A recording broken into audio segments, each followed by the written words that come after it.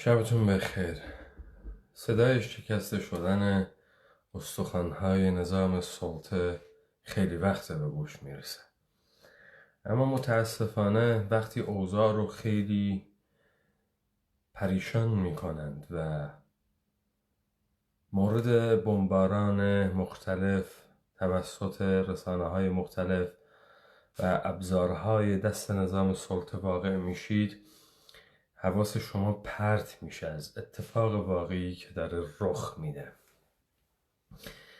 ببینید، به طور کلی دنیای سرمایه‌داری و روایت جدید نئولیبرالیش تقریباً هر 7 سال 8 سال یک بحران بزرگ رو طی کرده و این بحران‌ها رو بهاش رو مردمان جهان پرداخت کردن که ثمرش دنیایی است در انقیاد نظام سلطه کورپوریشنی که آحاد مردمان این کره خاکی را از ماهیت انسانی تهی کرده است و به بردگی مطلق کشانده.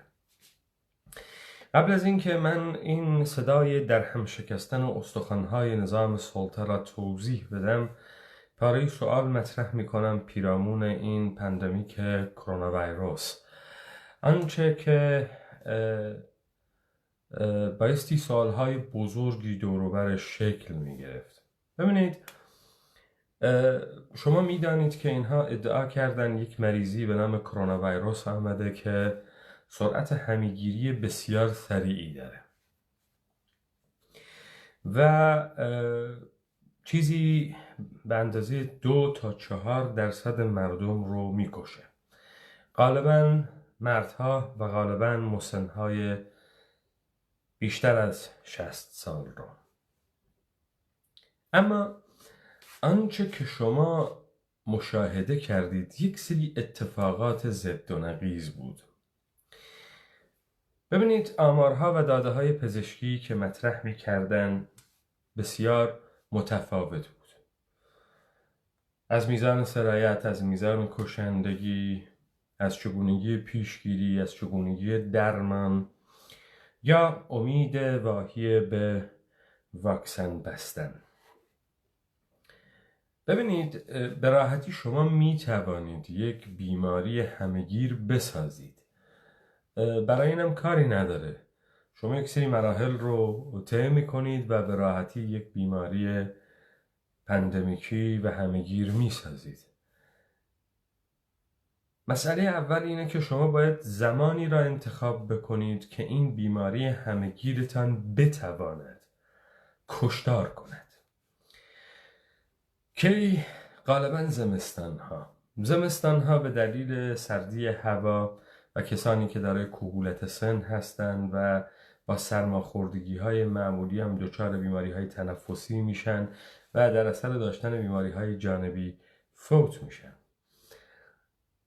پس زمستان زمان خوبیه برای درست کردن یک بیماری همهگیر جعلی، یعنی ساختگی. بعد اینکه شما به خاطر اینکه خیلی داستان رو جالبترش بکنی، تخیلیش بکنی، یه اتفاق دیگه میفته. شما یه در میاری به نام بانیان تئوری توطئه مطرح میکنی، بعد خودت اینا رو مسخره میکنی ولی سعی میکنی که جلب نظر بکنن. بعد میاید از مجامع مختلفتون توسط آزمایشگاه‌های کشورهای مختلفی که به راحتی میشه دانشمندهاش رو خرید و دانشمندهاشون کارمندان نظام سلطه هستند رو بهشون گفت که یک بیماری عجیب و غریبی شیوع پیدا کرده و منشأ این بیماری مثلا از حیوانات است. حالا چگونه این شیوع پیدا کرده مشخص نیست. شما به راحتی میتونید این ویروس جدیدتون رو ببرید یه جایی نشر بدید و بخواید یک نسخ کشی از طرف بکنید، صدماتی بزنید و اهداف خودت رو تغییر بکنید. این که شما یه اسم خوشگل براش بذارید، یه اسمی که هم خوشگل باشه هم مردم ازش بترسن.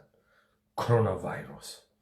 کرونا ویروس تا حالا کسی نه اینو تو کتاب‌های پزشکی دیده؟ نه، چیز عجیب و غریبیه کرونا ویروس. بعد کویت 19، بعد همچین دور این داستانهای وحشتناک ساختن و به شدت عفونیه، به شدت واگیر داره، به شدت میکشه، دستگاه تنفسی رو از کار میندازه، صدمات بعدی میزنه، بویایی از بین میبره، چشایی از بین میبره و خیلی چیزهای دیگه. اینا رو کی برات میکنن؟ اینا رو مس میدیا میکنن. داده ها رو کی میده؟ سازمان جهانی بهداشت میده. اما شما سر این داستان کرونا یک چیز رو ندیدید. یک اجماع جهانی اصلا صورت نگرفت برای مبارزه کردن با این کرونا.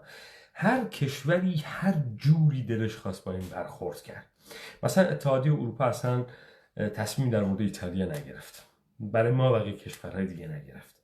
شما ندیدید مجمع سازمان ملل سکیوریتی کانسل تشکیل جلسه بده، شورای امنیت، و بخوان یک سازمان جهانی برای این کار انتخاب بکنن؟ نکردن. هر کسی بنا به صلاحیت خودشون همشون هم یه حرف رو تکرار میکردن: قرنطینه، فاصله اجتماعی، استفاده از ماسک، مواد شوینده، مواد ضد عفونی کننده، جل و الکل و یه سری حرفای عجیب و غریب. خب حالا چند نفر از شماها واقعا کس و کارتون با کرونا فوت شده؟ ببینید، بریتانیا اعلام میکنه از ظرف 2 ماه گذشته تا حالا یک چیزی حدود فکر میکنم 10-15 هزار تای کشته بایستی داده باشه بابت کرونا. ببینید، هیچ کسی نمیره تعقیب بکنه ببینه آمار مرگ و میر بریتانیا به صورت متوسط سالانه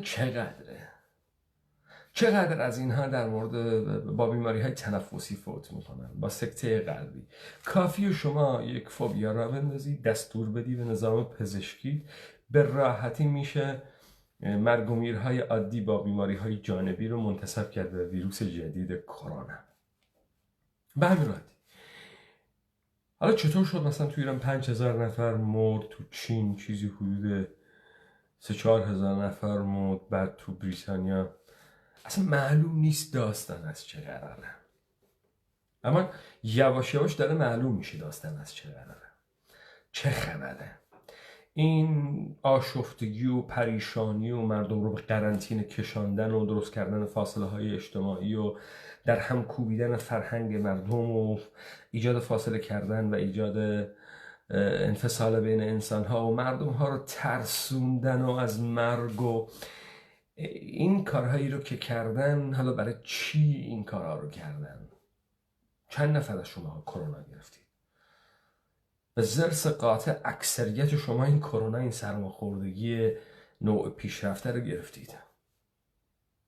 ببینید، توی خونه آقای خونه میره بیرون، کرونا میگیره، میاد تو خونه میشینه. از دوستان ما هستن در کانادا. این آقا وقتی میاد خانه ناقل ویروس کرونا هست آلردی، چون ایشون مریضه. تا اینکه علائمش رو بروز بده در بین خانوادهش، بچه هاش و خانمش میچرخه، باشون ارتباط داره، بچه هاشو میبوسه و بغل میکنه. اما به محض اینکه علائم شدید میشه، احساس میکنه که کرونا داره، میره توی اتاق خودشو ایسولیت میکنه. بعد مجبور میشه بره بیمارستان. حالا ایشون ترخیص شدن از بیمارستان، اما بچه هاش سالمه، زن و بچه سالمه، تو خونه هم قرنطینه رفته. خیلی هم قبل از اینکه علائم رو احساس بکنه بین زن و بچهش چرخیده، بول خورده. همون تماس اولیه که وارد خونه شده کافیه دیگه، این سرعت انتقالی که اینها میگن. یا من نمونه‌ای از دوستان رو سراغ دارم که پدر و مادرهایی دارن دارای کهولت سنی و خودشون به قولی این کرونا ویروس رو گرفتن و در یک خونه خودشون رو قرنطینه کردن، با پدر و مادر هم زندگی کردن و خوشبختانه پدر و مادر سالمن. این چیزهایی رو که یهو دولت‌ها به صورت منسجم در دنیا شروع کردن مردم رو در هم کوبیدن. شما شاهد بودید در همین کردوار ما چه اتفاقی افتاد. فعالین حوزه جامعه مدنی، تمام تریبون‌های دولت ایرانی، از پزشک و پرستار و معلم و ریش سفید و معتمد محلی و پدر سوخته و کلاهبردار شروع کردن به زدن کمپین های مختلف برای قرنطینه کردن مردم، به خونه کشاندن مردم، در هم کوبیدن این انسان ها، ترساندن این انسان ها و طوری کردن که اصلا عادات اجتماعی جامعه ما در یک فصل از بین رفت. آدم ها از هم فاصله میگیرن، والدین به دیدار بچه ها نمیرن، بچه ها به دیدار والدین نمیرن، کسی از خانواده اگر فوت بکنه مجلس ختمی برگزار نمیشه، جنازه دیده نمیشه، جنازه ها رو میقاپن، نمیبینی، به بهانه بیماری های عفونی. کسی هم نمیپرسه آیا ویروس کرونا از طریق هوا منتشر میشه؟ پس چرا رو جنازه طرف آهک میریزید؟ اگر از طریق هوا منتشر میشد پس چرا مردم رو قرنطینه کردید؟ ببینید سوالهای بسیار زیادی وجود داره، اما از اونجایی که ما مراکز آزمایشگاهی در دست نداریم، ما سازمان جهانی بهداشت نیستیم، ما دولت‌ها و کشورها نیستیم، ما سازمان درمان ملی نیستیم، ما هیچ کدام از اینها نیستیم. یک پزشک متخصص هم اگر باشیم ادعام بکنیم پروانمون ازمون میگیرن، نمیذارن پزشکی بکنیم دیگه. خب وقتی تو هیچ کدوم از اینها نیستی، به راحتی اینها هر استفراغی رو تو ذهن تو میکنن، به همین راحتی. این آمار کشته شدن پرستارها، این تئاترها، رقصهایی که میومد یه مشت انتر میرقصیدن به نام پرستارها برای حفظ روحی گشتهای سارالله، ما کرونا رو میکشیم و خود رو همچین ناراحت نشون دادن و آمریکا بعد از همه میاد و بریتانیا بعد از کشورهای اروپایی میاد و بعد اینو تمدید میکنن. این داستان رو داره یک اتفاق میفته، یک اتفاق خیلی بزرگی داره میفته و اینها سوار بر این کروناش کردن، یعنی کرونا رو براش ساختن، درست کردن، آوردن. چون هرچه داده اینا مطرح کردن و گفتن و ما بر اساس داده های اینا صحبت کردیم، بعد اینها این داده ها رو تغییر دادن، نتایج و آماری چیزی دیگه ای از آب در اومد، چیز دیگه ای شد. لذا یک دنیا سوال اینجا مطرحه که هیچ کسی نمیخواد بیاد اینها رو پاسخ بده. ما هم هنوز خیلی مانده باور بکنیم که مشتی انسان بیکرامت، مشتی کارمندان نظام سلطه تحت نام کارگران متخصص پزشکی و آزمایشگاهی کارمندان این نظام های سلطه هستند.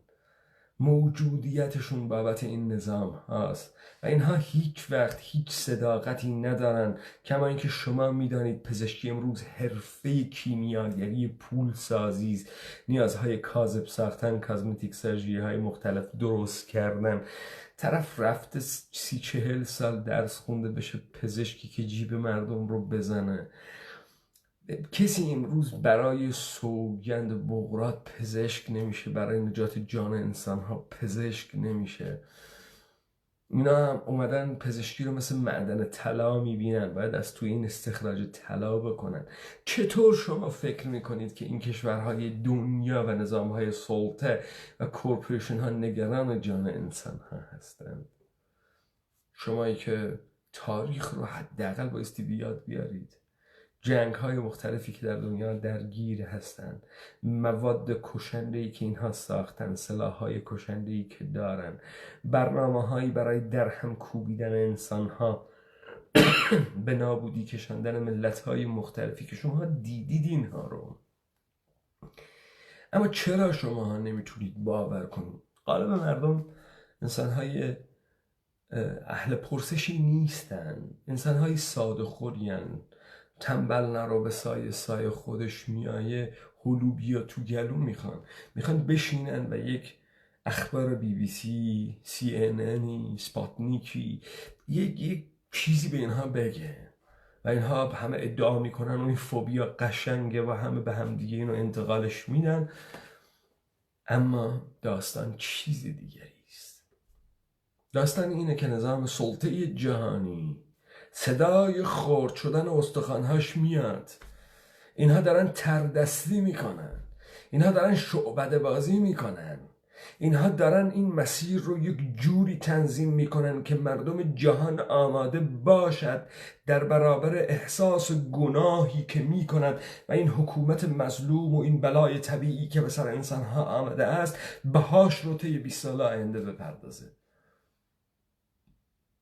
شما یه مراجعه به داده ها و آمارهای سال 2019 بکنید. ابتدای سال 2019 ایتالیا دوباره وارد بحران بزرگ اقتصادی میخواد بشه، اسپانیا به همچنین، ایالات متحده آمریکا به همچنین، بریتانیا به همچنین.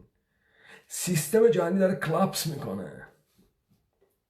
ببینید این یک بحث اقتصادی میخواد. تمام این مردمی که امروز حیاتشون به پول و کار و اینها بستگی داره بایستی بدانن چه خبره، بایستی بدانن عملا در یک سیستم ورشکسته کلاپس کرده قرار دارن که کرونا رو برش سوار کردن که میخوان وقت بخرن، که از واکنش هیستریک مردم جهان به دور باشند، وگرنه تمام بنیان نظام سلطه به زیر کشیده خواهد شد.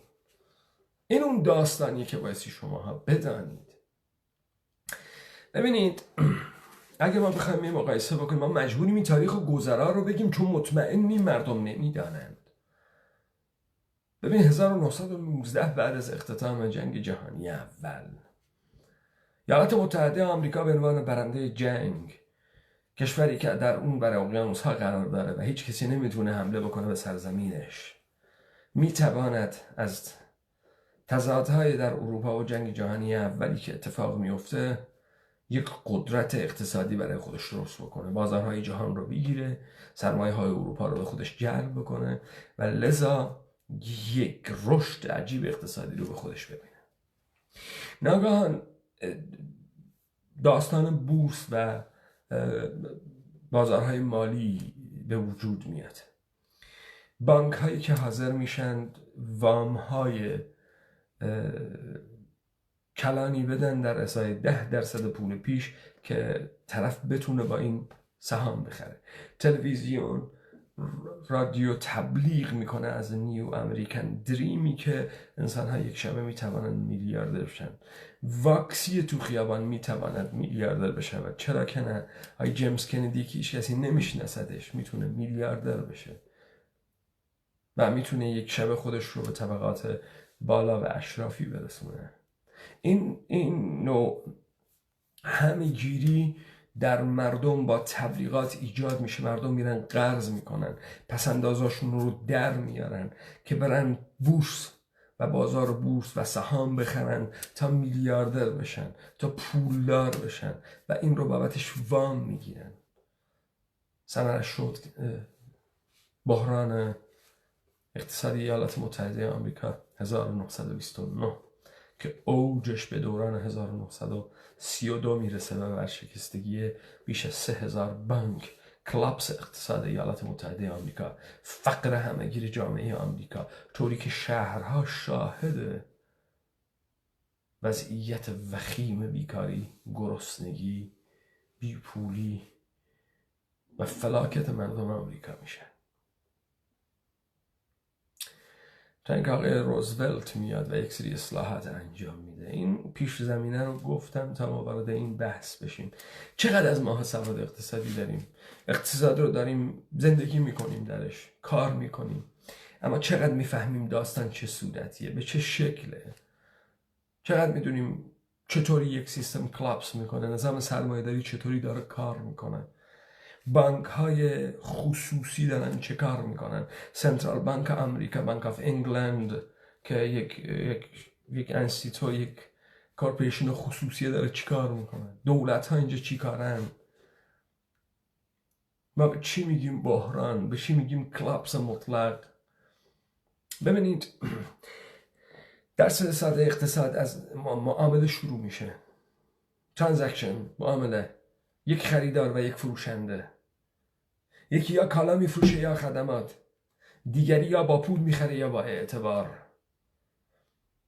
غالب اون ثروتی که در یک جامعه به نام پول شما میدانید موجوده، این ثروت اعتبار است نه پول کاغذی. ببینید 2014 من آماری خواندم از ایالات متحده آمریکا، 50 تریلیون دلار پول و نقدینگی ایالات متحده آمریکا است، اما از این 50 تریلیارد دلار 3 تریلیارد دلارش پول نقده، بقیهش اعتباره، رقم هایی در کامپیوترهای دیجیتالی. ببینید شما وقتی معامله می کنید، کالایی رو می خرید و بابتش پول پرداخت می کنید، معامله تمامه. شما کالایی رو که خریدید حقوق فروشنده رو دادید، فروشنده میره از یکی دیگه یک کالا میخره، اینم حقوق طرف رو داده. تمام اقتصاد عبارتند از معاملات، چه دولت با بانک، چه بانک با مردم، چه مردم با مردم در مارکت های مختلف.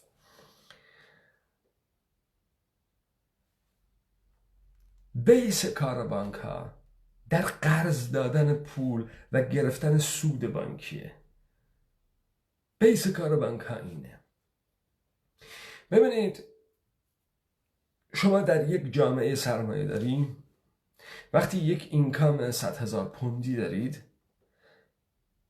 بدون هیچ قرضی، اون وقت شما کیپبل هستید برای گرفتن 10,000 دلار پول قرض، 10,000 پوند پول قرض.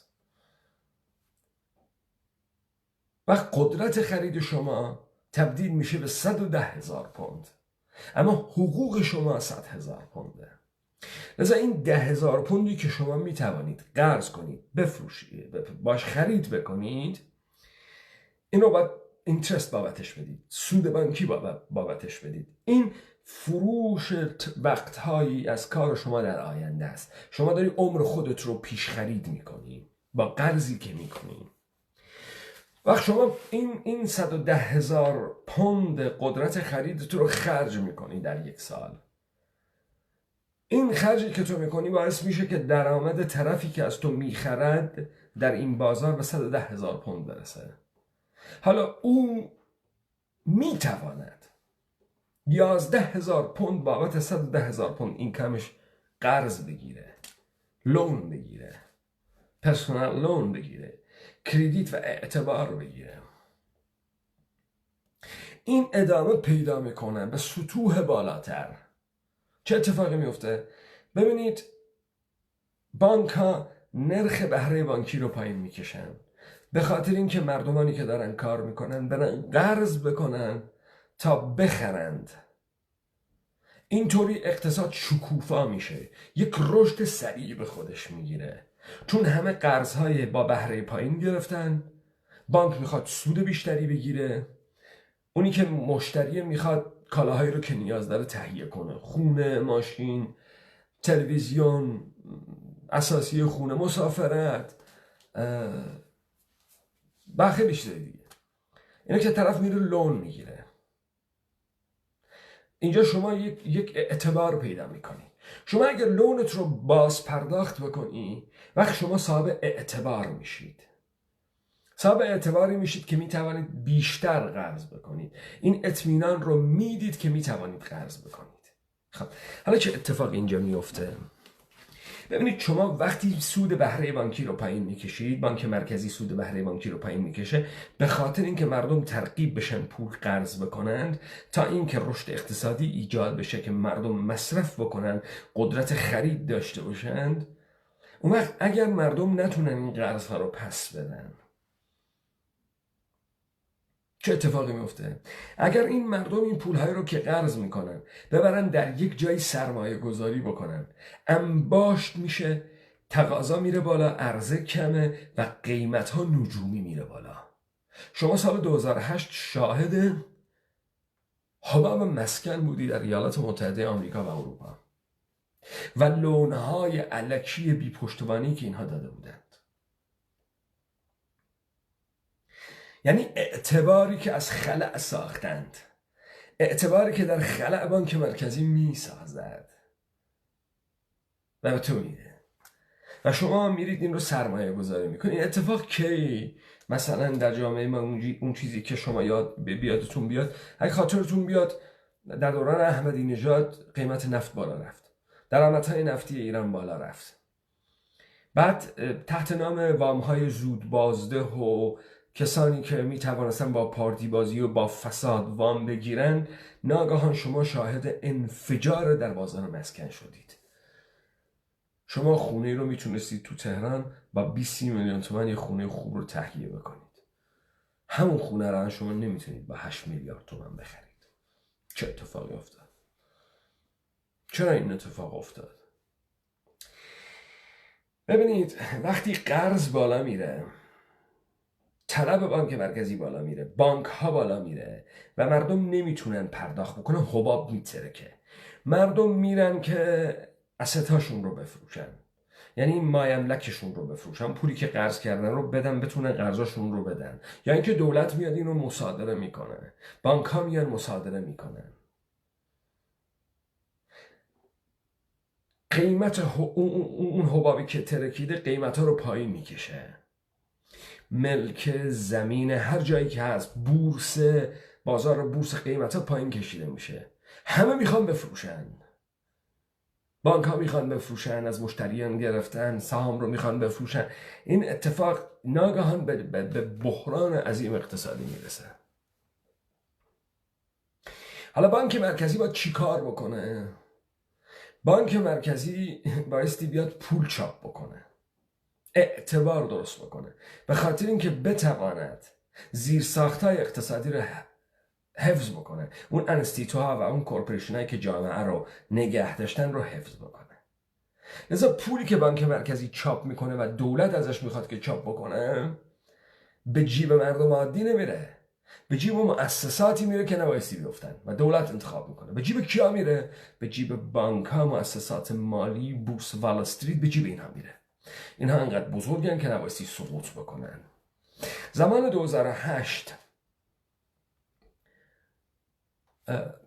این یک پروسس جالبیه، این مسائل اقتصادی اگه شما بدونید. ببینید، وقتی در جامعه آمار بیکاری بالا میره، بحران شروع میشه، دولت مجبور بیاد وسط. نقش دولت چیه؟ نقش دولت اینه که از مردم مالیات بگیره و خرج بکنه. وقتی میزان مالیاتی که دولت میگیره از مردم به خرجی که میکنه نمیرسه، کمتره، دولت مجبور اوراق بهادار قرضه بده به بانک مرکزی تا ازش اعتبارات بگیره. باز اعتباراتی که دولت میگیره باعث میشه که دولت بدهکار میشه، کفه بدهی دولت به بانک مرکزی میره بالا.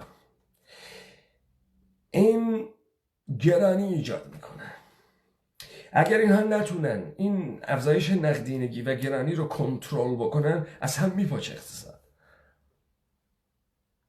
امریکا سال 2008 8 تریلیون دلار بدهی داشت به بانک مرکزی.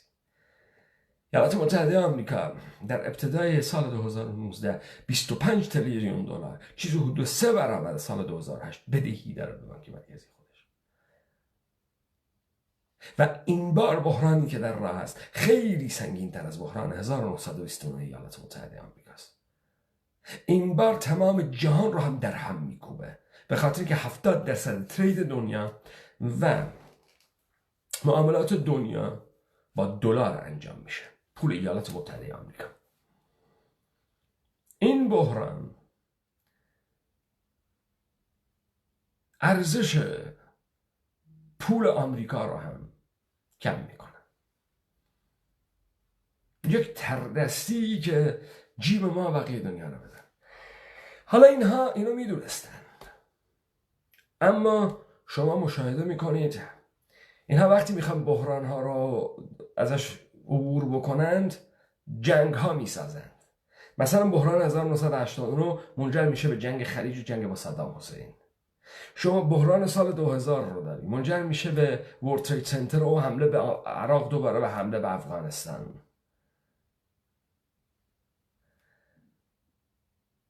سال 2008-2009 اعلام جنگ بر علیه تروریسم در سطح دنیا. حالا دیگه تروریسم هم نمونه، این جنگ رو بایستی بر علیه کی کرد؟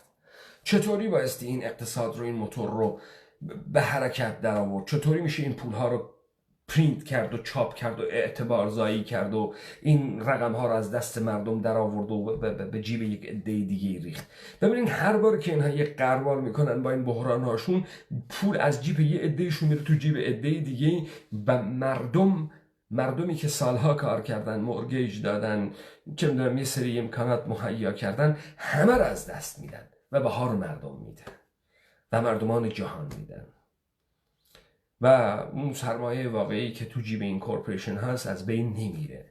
پولدارتر، قدرتمندتر میشن، فاصله ثروت اینها نسبت به مردمان این کره خاکی خیلی بیشتر میشه. حالا باید چی کار میکردن؟ این بار چه کار بایستی میکردن؟ چطوری باید این تاوان رو بر گرده مردم مینداختن؟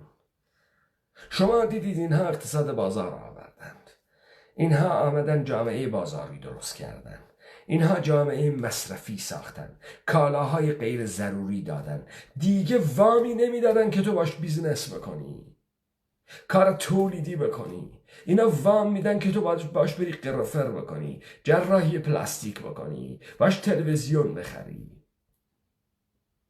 چیزی که تو عدلش هیچ پولی در نمیاری و بیشتر زیر بار قرض خورد میشی. چه کار بایستی میکردن این؟ چه تردستی دیگه بایستی میکردن؟ چون این بار ایالات متحده آمریکا کلاپس بکنه، ثروت‌های دلار کاغذی کشورهای دیگه دنیایی که سالهاست، 100 سال دارن کلاهبرداری میکنن و خون مردم ها رو میمکن، تبدیل شده به دلار و این دلار هیچ اعتباری نداره. هیچ کسی هم نمیتونه ایالات متحده آمریکا رو سو کنه، هیچ کاری هم نمیتونه بکنه. چطوری این کار رو بکنیم قشنگ باشه، همه قبول بکنن؟ اینا سوار بر یک بحران جهانی، یک پاندمیک میکنیم، یک مرگی که قرار بود همه رو بکشه. وای خدای من، قرار بود مردمان کره زمین 300-400 میلیون بمیرن و قرار بود ما هم جز این مردگان باشیم.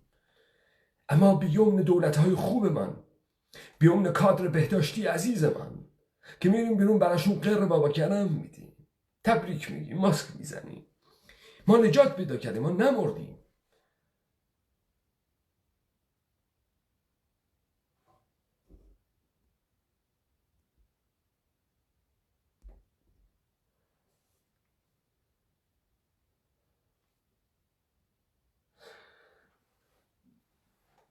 ببینید رسشن بزرگ که میاد، بحران بزرگ که میاد، وقتی مردم اطمینانشون رو از دست میدن به این دارایی های کوچکی که تو این بانک ها نگه داشتن به صورت رقم های دیجیتالی و مراجعه میکنن که این اسکناس کاغذی رو بگیرن، بانک ها ندارن این میزان اسکناس کاغذی رو بابت سپرده های مردم بدن. همون اتفاق سال 1932 میفته. مردم در بانک ها تجمع میکنن، 3000 بانک ورشکست میشه چون ندارن پول مردم رو بدن.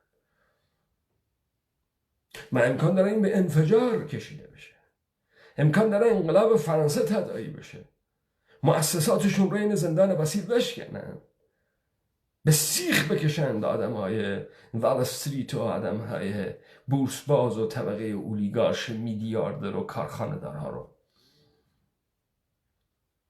چه چیزی رو بایستی پنهان کرد از این مردم که آهسته آهسته جیبشون رو زد، که آهسته آهسته به فلاکت کشیدشون؟ چه چیزی رو باید از اینها پنهان کرد؟ این که همه کار دنیا خوبه، ما حواسمون هست، میخوایم جان انسانها رو حفظ بکنیم، میخوایم چرخ اقتصاد بگرده. ببینید عملا اینها کارخانهاشون ورشکسته است، عملا خیلی از کارها رو کردن. این نمایشی که از سال 2019 آغاز شده دیدید شما؟ آقای ترامپ آمد گفت من تعرفه میخوام بذارم بر کالای چینی. بعد گفتن این جنگ اقتصادی ایالات متحده آمریکا و چینه، در صورتی که چین تمام ذخایر درآمدی که داره به دلاره. بعد اینا گفتن که اینا با ایران مشکل دارن، ایران هرمز رو میخواد ببنده. بعد بریتانیا گفت من از اتحادیه اروپا میخوام خارج بشم. ناگهان اوایل امسال از اتحادیه اروپا خارج شد. در این دنیای گلوبال جهانی با یک سیستم اقتصادی، با یک کلتور، با یک بیس معاملاتی، با یک پول، اینی که اینها ساختن تحت نام جهانی شدن، حالا دارن همین رو ریورس میکنن، برمیگردن. بعد ایالات متحده آمریکا میگه ما دیگه دانشجو نمیخوایم، نمیذاریم خارجی بیاد تو کشور، نمیذاریم اینا بیان یاد بگیرن از ما علوم رو، نمیذاریم مهاجرین این سرزمین ما بیان. اینا دنبال چی دارن میگردن؟ ببینید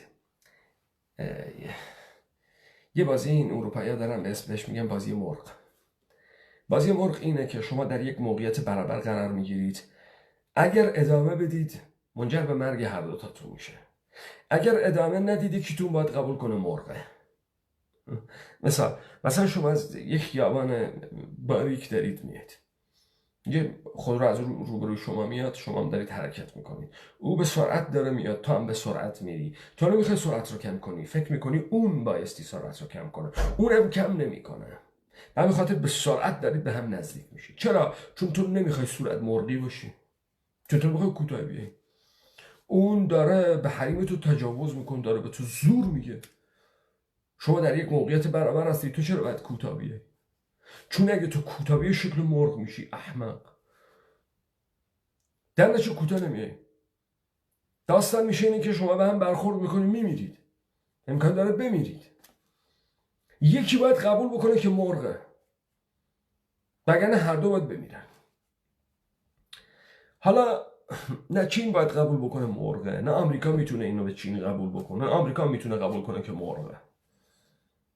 دیدی که جمهوری اسلامی با ایالات متحده آمریکا، حتی آمریکا اجازه نداد چهره جمهوری اسلامی مثل مرغ باشه، بهش گویی 50 تا موشک بزن تو جا خالی. خب اگه ایالات متحده آمریکا شکست بشه به طور مطلق، نظام جهانی از هم پاشیده بشه، کدام یک از این دولت‌های جهان میتوانند بر سر قدرت بمانند؟ کدام یک با روایت دموکراسی و پارلمان و طبقه اولیگارش پدرسوخته میتونن بمانند بر گرده این مردم دیگه؟ حفظ ایالات متحده آمریکا، نظام سلطه جهانی اوجب و واجبات، چون همه میفتن، همه از شیخهای کشورهای عربی گرفته تا چین و روسیه و آفریقا و آمریکای لاتین و همه میفتن. لذا بایستی گول مالون سر مردم، به همین راحتی. اینو سوار بر کروناش میکنیم، به مردم میگیم از هم فاصله بگیرید، داروش هم کشف نمیشه، واکسنش هم نیست، تو خونه هاتون بشینید، یه سری کمک های مالی بهتون میکنیم، بدهکارتون میکنیم، میتونید قرض بگیرید، فعلا 0% interest rate نداره، بمانید تو خانه ها. بعد یواش با فاصله های اجتماعی بیایید، کارها دیگه نمیشه، چون نمیتونید تجمع بکنید، کارخونه ها رو باز نکنید، هر کسی امکانات داره کارخونه ها حفظ فاصله بشه نه. در هر صورت یک داستان فلج بازی با این کرونایی که مردم دیگه جرئت ندارن به هم دست بدن، روبوسی بکنن، چه برسه میگه کنار هم قرار بگیرن تظاهرات کنن، نمیکنن. کرونا قشنگ اومد. یکی نیست بپرسه ایالات متحده آمریکا 400 میلیون جمعیتشه، چطوری مرگ و میر 50,000 نفر خیلی عجیبه در 2 ماه؟ به طور متوسط ایالات متحده آمریکا میزان مرگ و میرش در سال چقدره؟ میزان تولدش چقدره؟ کسی این آمارها رو بررسی میکنه؟ چقدرش در ایالات متحده آمریکا چقدر بر اثر بیماری های معمولی، کهولت سن، سکته قلبی، سرطان، بیماری قند، چه میدونم تصادفات جاده‌ای، کرایم های داخل شهرها چقدر میمیره سالانه؟ کسی این آمار رو نمیگه. چرا این جنازه هایی رو که تحت نام کرونا میکشن نمیذارن کسی ببینه؟ خب چه اتفاقی میخواد بیفته؟ این دولت های جهان ورشکسته هستند، قرار 20 سال دیگه ما رو به بردگی مطلق بکشند که تاوان این تاراجی که از ثروت این کره خاکی و این انسان ها میکنند رو ماها بدیم. یک حباب بزرگ درست کردن، و نمیخوان مردم واکنش نشون بده به این. سوار بر ترس کروناش کردن. دولت ایران عملاً ورشکسته، دولت ایالات متحده آمریکا عملاً ورشکسته. میگید نه، فردا مردم رو بفرستید برن سپرده‌های خودشون از بانک‌ها و مؤسسات ایرانی بیرون بکشن. بفرستید مردم برن پسندازهای 10 میلیون تومانی و 5 میلیون تومانی رو بیرون بکشن، باشی سکه بهار آزادی بخرن، طلا بخرن. برن پول موجوده به اینها بدن. اون کاغذی که خودشون چاپ میکنن کاغذ رنگی موجوده به اینها بدن. نه. چرا امروز دولت ایران سهام عدالت رو میبره تو بورس؟ مگه این سهام عدالت رو برای اقشار ضعیف جامعه نیاوردن وقت خودش؟ حالا چرا تو بورس میبرن؟ چرا تو این هیرویدی که بورس های دنیا دارن میزنن زمین، بورس ایران آتیش میگیره بالا میره؟ چرا؟ این همون کازینویی که تو میری و میبازی. تو رقم بردی ها، رقم رفته بالا، ناگهان نمیکشی بیرون، رقم پاک میشه میره پیکارش. کافیه مردم، نه همه مردم، کافیه نصف جمعیت، 1/3 جمعیت این کردوار ما به بانک ها مراجعه بکنن، پول نقد بخوان، داراییشونه، پول خودشونه بخوان از این بانک ها بهشون بدن. نمیدن. شما باید از این حساب به اون حساب ترانسفر بکنید، چک بین بانکی بکشید، پول رو نبینید، رقم جابجا میشه تو این دیتابیس ها. پول نداری، تو نمیتونی بری اون رو تبدیل به ارز بکنی، نمیتونی بری تبدیل به طلا بکنی. نیست. اینا عملا ورشکستن ها، فقط تنظیم روابط فیما بین کارها میکنن و مردم رو به بردگی بیشتر میکشن. ببینید ماها اصلا نمیفهمیم با میزان تکنولوژی که در اختیارمون داریم، با میزان قدرتی که داریم، از این سرزمینی که در اختیارمونه و این خاکی که در اختیارمون، چقدر میتونیم زندگی مرفهی بکنیم. اصلا چقدر از این مردمان جامعه کار میکنن میتونه ما بقیه مردم رو سیر کنن. ما نمیدونیم، هیچ تصوری نداریم از اینکه اگر این نظام‌های حکومتی نبودن ما چگونه میتوانستیم زندگی بکنیم. لذا ما امروز به تنفروشی میفتیم، زباله‌گردی میکنیم، به اعتیاد و خودکشی میرسیم، اما حاضر نیستیم در مقابل نظام سلطه بیستیم، محک بزنیم نظام سلطه رو که چرا این جیب ما رو داره میزنه، چرا ما رو به بردگی میکشن، چرا پنهان میکنن بازی میموندن اینها و ما باشون هم بازی میشیم. میترسیم، نمیخوایم زندگیمون از دست بدیم، نمیدونیم که میتونیم زندگی بهتری داشته باشیم. حق زمانی درست میشه که شما گسست پیدا بکنی. اون انسانهایی که بار اول گفتم ما تو این غار زندگی نمی کنیم، جاش خوب نیست، حال نمی کنیم با غار، و خروج کردن، تونستن بنیان تمدن رو درست بکنن. در هر خروج یه حق زاده میشه.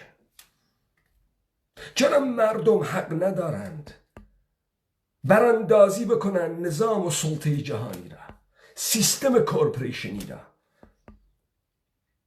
که با 1000 روایت بر گرده این مردم حاکم شده؟ حالا شما برید این داستانها رو تعقیب بکنید. فاصله اجتماعی، شما دیگه مالک جنازه خودت نیستی، مالک غم خودت نیستی، از بابات میترسی، از داداشت میترسی، به شدت بیدفاع شدی و به شدت وابسته به حاکمیت، هیچی نداری، نه وفر، نه قوت غذای خودت دست خودته، نه میتونی غذای خودت تولید بکنی، نه پول دست خودته، هیچی در اختیار خودت نیست. هست فردا برید بانک‌های ایران پول بگیرید اگه به شما دادند، برید هر که پول داره بگیره پولش رو طلا بخره، چون دلار آمریکا اینا میخوان اجی کنن این اتفاق نیفته. چون آمریکا بیفته تمام ذخایر چین از بین میره، ذخایر عربستان و سعودی از بین میره.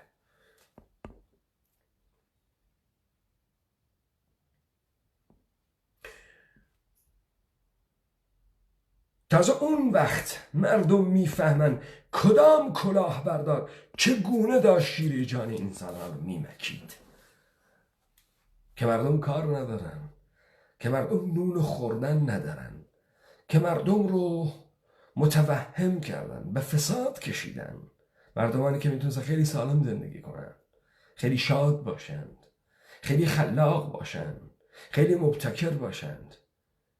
توهم و وسوسه‌ای که به جان اینها کشیدند و ریختند اینها رو به فاجعه کشند. لذا این مقدمه است بر دیبیت های آینده. صدای خرد شدن استخوان‌های نظام سلطه جهانی گوش فلک را کر کرده. فقط مردم رو به کما بردن با داستان کرونا. حالا تحت نام کرونا میگن که کمپانی های مختلف ورشکست شدن، باید دولت بهشون پول بده. حالا تحت نام کرونا دولت بایستی یه سری بنفیت به افراد جامعه بده. چرا؟ چون نمیخوان حقیقت رو بگن.